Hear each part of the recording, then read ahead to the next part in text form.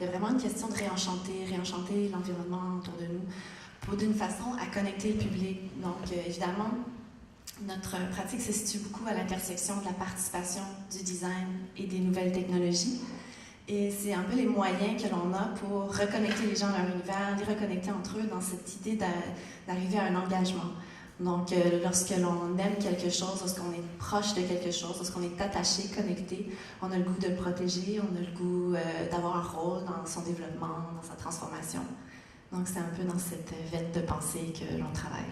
On a commencé à travailler sur Rewrite the Year à l'automne 2011, dans le cadre de Occupy Montréal, Occupy Wall Street, Indignatos. On avait le printemps arabe, dont on espérait voir des effets positifs. Puis on venait de faire les balançoires, on venait de faire Giant Sing-Along, puis on s'est dit, OK, c'était enough of happy projects. On voulait offrir un peu quelque chose à cette réflexion qui se passait. Et c'était pour une projection interactive qui avait lieu pendant le mois de décembre au Surrey Art Gallery. Et ce que l'on a décidé de faire, c'est Rewrite the Year, c'est d'offrir dans le fond cette façade comme un espace de réflexion pour la communauté de Surrey, dans l'Ouest canadien. Donc, Rewrite the Year, c'était, dans le fond, on revisitait 365 types de journaux de l'année, différents journaux de très locaux à internationaux, puis invitait les gens à les réécrire. Donc, une façon un peu, on commençait par être à propos de ces types de journaux, et tranquillement, les gens, encore une fois, de façon très facile avec un téléphone cellulaire et en textant, donc en textant les mots en bleu, on pouvait texter un tel numéro, notre modification. Les gens changeaient les types de journaux pour ce qu'ils auraient aimé que ce soit, ou en créer un imaginaire un peu plus absurde.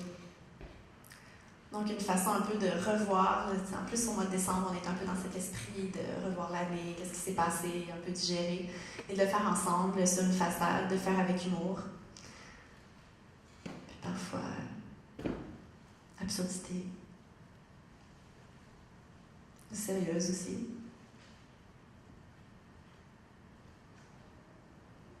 D'autres exemples. Donc, ça devient un exercice un peu d'écriture collective. Et parfois aussi, à cette époque-là, il y avait la nouvelle que Harper n'allait pas signer Kyoto. Puis on voyait comment la façade réagissait. Comme c'était aussi dans une petite communauté, on avait ouvert aussi au grand public la chance de participer via Internet. On a réalisé assez rapidement que dans le fond, dans ce contexte-ci, la façade de l'édifice dont on nous avait donné, on faisait juste projeter une fenêtre d'un site Internet, donc pourquoi pas le rendre accessible. Donc on a fait un URL en propre et due forme, puis aussi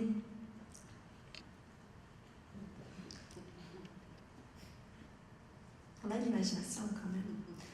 Donc aussi de faire une version DIY.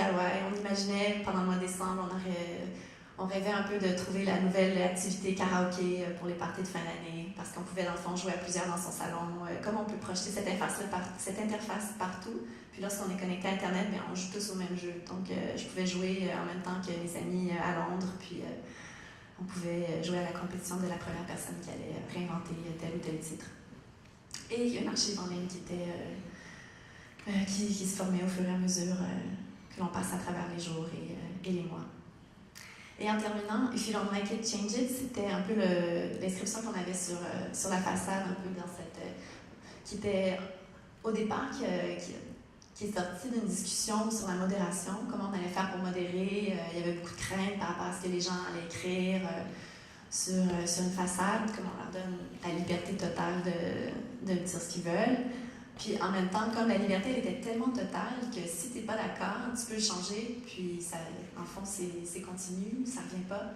Donc, on aimait bien cette espèce d'appel à l'action où, au lieu de se sentir toujours un peu comme on subit ce qui nous est présenté, dans ce cas-ci, on a vraiment le pouvoir de changer. Donc, si tu vois quelque chose qui t'offense, ben, vas-y, appelle le numéro et change-le, ça va prendre.